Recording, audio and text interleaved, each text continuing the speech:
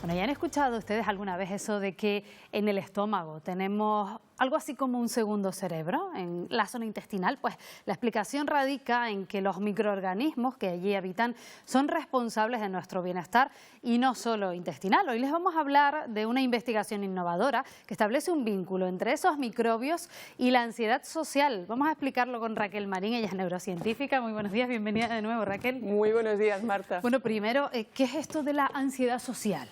Bueno, vamos a ver, tú sabes, por ejemplo, en Navidades hay dos grupos de personas. Aquellos que están deseando reunirse con los amigos, con la familia, hacer 8.000 millones de comidas con personas que no han visto en un montón de tiempo, y aquellos que lo que tienen ganas es de aislarse, de estar en un sitio, a lo mejor irse fuera, huir de todo. Bueno, pues esos muchas veces lo que tienen también es ansiedad social, es decir, es la tendencia a encontrarse con sensaciones de estrés, de miedo, frente a una situación social en la que igual tienen que interaccionar con otras personas, conocidas o desconocidas, ¿no? Es decir, algo que realmente no es un sociópata, pero es alguien realmente que es muy reacio a encontrarse en grupo. No se encuentra indefenso, se encuentra con miedo, tiene todos los signos típicos de una persona que está muy estresada y no lo puede controlar. Que está más cómodo en la tranquilidad de su hogar, en su entorno familiar, etcétera. Pero lo que nos llama mucho la atención es ese vínculo que se establece entre la ansiedad social y lo que nos pasa por aquí dentro. Sí, bueno, Marta, eso ya es absolutamente alucinante, porque como comentabas en la introducción, estos microorganismos que están en el estómago y en el intestino nos acompañan toda la vida, pero generan cambios, es decir, ellos tienen poblaciones que pueden también fluctuar pues, en situaciones distintas. Y hay personas que si tienen alteraciones en esas fluctuaciones pueden sufrir cambios importantes a nivel neurológico. Y ya lo último que se está investigando es precisamente cómo nos afecta en el carácter, en el humor, incluso en las fobias. Entonces, en el estudio de investigación que se hizo, se habían cogido un grupo de personas que sufren de este síndrome de ansiedad social, ¿no? Y entonces lo que hicieron fue tomar sus bacterias del intestino, eso se hace en las heces, se aíslan esas bacterias que están vivas y se le inoculan, en este caso a animales de experimentación que son libres de gérmenes, es decir, que lo que reciban de ti es lo que van a reflejar en su forma de ser. Y estos ratones realmente eran ratones que tenían también fobia a ser seres sociales, cuando los ratones siempre son gregarios, siempre están juntos, en familias, etcétera, etcétera. Y de hecho, en la siguiente generación también ocurría lo mismo. Entonces, cuando volvían un poco a analizar qué pasaba en los microorganismos de esas personas, encontraban que realmente tenían importantes cambios en los perfiles típicos de una persona que no tiene ese síndrome, ¿no? Entonces, a mí me llama la atención y me genera curiosidad saber si lo que ocurre en esos microorganismos influye en el cerebro o lo que nos pasa en el cerebro influye en esos microorganismos, en que haya más, menos, que tengan más calidad, estén, no sé, más vivos o tengamos menos cantidad. Pues mira, esa pregunta es algo que se hace mucho en ciencia y realmente lo que parece más importante es la parte del intestino frente a lo que ocurre a nivel cerebral. Es decir, aunque es una vía de dos sentidos, en realidad la más importante es desde abajo hacia arriba. ¿Por qué? Porque muchas veces, incluso en cuadros depresivos, de desánimo, de situaciones de fobias en general, cuando las personas modifican su dieta, lo que hacen también es modificar sus perfiles en el intestino y con eso consiguen una mejora emocional y una mejora en el ámbito social. Entonces imagínate, ¿eh? Entonces dirías, bueno, entonces una persona que tiene pues a lo mejor desánimo o tendencia a querer aislarse, a no estar con nadie, ¿no? Por ejemplo, ¿no? Cuando teníamos el síndrome de la caverna, ¿no? Después del confinamiento muchas personas que no querían salir de la cueva, ¿no? Pues ¿se podría modificar con la dieta? Es decir, si como distinto podría tener otra sensación, la respuesta es sí. Es decir, está realmente en muchos estudios experimentales se demuestra que incorporando cierto tipo de alimentos lo que haces es aumentar algunos tipos de perfiles bacterianos que son como más dados a admitir esa sensación de mejor bienestar, pues en este caso social, ¿no? Y entonces, bueno, pues eso parece que sí que es el caso. ¿Y serían alimentos que funcionarían más o menos para todo el mundo por igual o dependiendo de la persona conviene introducir unos u otros? ¿Y cuáles serían, Raquel? Pues mira, en primer lugar, cada intestino y cada flora intestinal es distinta. Es decir, que lo que sirve para, imagínate tu vecina que dice, ay, estoy tomando esto y mira que estoy adelgazando un montón, mira qué piel tengo. Igual lo haces tú y no te sirve. Es decir, porque cada uno es como el grupo sanguíneo. Tenemos cada uno un grupo sanguíneo, no sirve una transfusión de un ser a otro, ¿no? No son, digamos, intercambiables así alegremente. Eso es lo primero que hay que tener en cuenta. Lo segundo es que tú misma no tienes siempre la misma flora intestinal.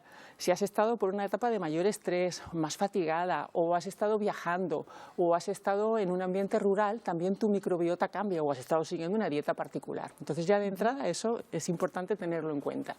Y luego hay otro aspecto importante. Todavía no llegamos a conocer y a identificar cuáles son concretamente las bacterias que nos van a servir para mejorar ese estado. Ya tenemos algunas identificadas, pero todavía quedan muchas, porque es como buscar una aguja en un pajar.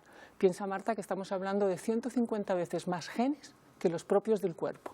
Si pusiéramos todos nuestros genes en una bolsita, imagínate una bolsa 150 veces más grande, eso sería lo que nos tenemos colonizados con nosotros. Imagínate lo que estamos buscando. Aún así, lo que sí funciona son cosas que a veces hay gente que tiene fobia, por ejemplo, a los fermentos, ¿no? A los productos probióticos que solemos llamar. Sí, los probióticos son bacterias vivas que se encuentran, sobre todo, les gustan mucho los fermentos, ¿no? Son, digamos, bacterias que llamamos de tipo Lactobacillus, Bifidobacterium, que son típicas, que le gustan las cosas fermentadas. ¿Qué es un fermento?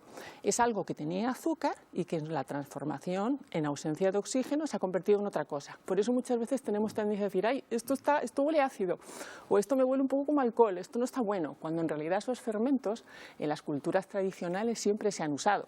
Por ejemplo, fermentos a partir de la leche. Bueno, el kéfir si lo admitimos, y el yogur, y los quesos, si posible, no pasteurizados. Pero luego también tenemos fermentos que pueden ser de la col, de la alcachofa, de la beterrada. Mire, ayer, por ejemplo, tomaba unos arándanos macerados en un instituto que prepara para chef de cocina. Y bueno, pues también todo eso son fermentos que cuando los incorporamos a nuestra dieta, nos hace con el tiempo, y a lo mejor en 2 o 3 semanas, mejorar muchísimo ese aspecto. ¿Se tomarían a diario? Sí.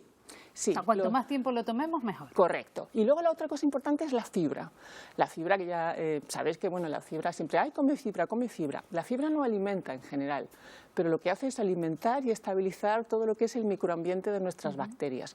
La fibra, pues mira, las legumbres, las semillas, los frutos secos, los cereales, las verduras, las integral frutas. A ser posible, supongo. Sí, ¿no? Integral y de masa madre. Además, cuando tú coges un pan que es de masa madre, que se ha hecho un poco a la antigua, con su grano entero, etcétera, y te lo tomas, una sensación completamente distinta que si te comes un pan, pues digamos, más procesado, más lleno de azúcares, más plasticoso, ¿no? Entonces, pues en ese sentido, eso lo que va a generar, a lo mejor en un par de semanas, es que te sientas mucho mejor, incluso que duermas mejor, que tengas más tendencia a estar más sereno. ¿Y las defensas? Pues, estamos hablando del tema de la ansiedad, el tema de un poco nervioso, pero ¿y qué pasa con estar más fuertes, ponernos menos enfermos? Estamos en pleno invierno, aunque bueno, a veces la temperatura nos engaña un poco, pero es la época de más virus circulando. Mira, eso me encanta, porque yo soy una gran partidaria de la prevención. Es decir, nuestro gran aliado y el único que tenemos, el único amigo que tenemos, no es nuestra pareja o nuestra madre, es nuestro sistema inmune. Es decir, ese es nuestro gran aliado. Mismos, pero no, ni siquiera nosotros mismos. Nuestro sistema inmune. Estamos hablando de este ejército que está siempre circulando por nuestra sangre, ¿no?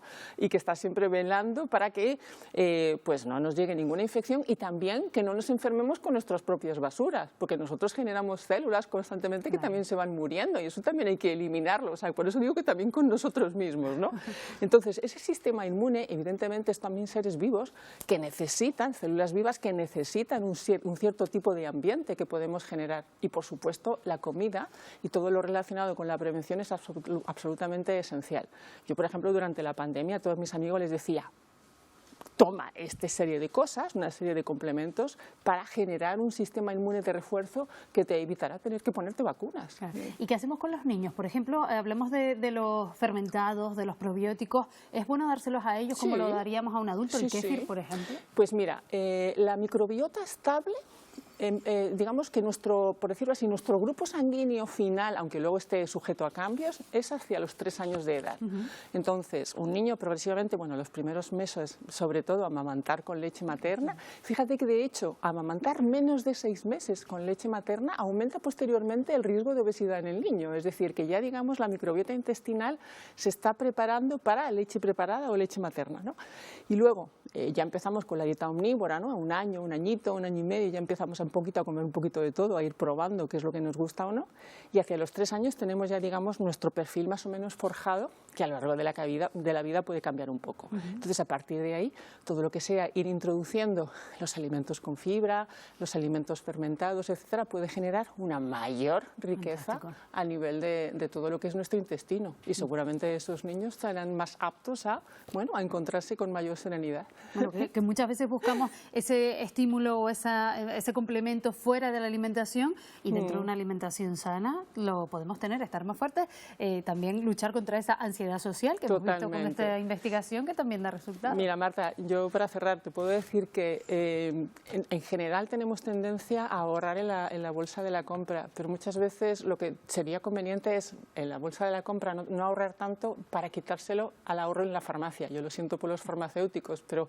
es mucho más caro la parte farmacéutica que la parte de la buena alimentación, y te puede hacer muchos ahorros a la farmacia después. Insistir en la prevención, Raquel. Muchísimas gracias, como siempre. Hasta el próximo día. Hasta el próximo día, Marta.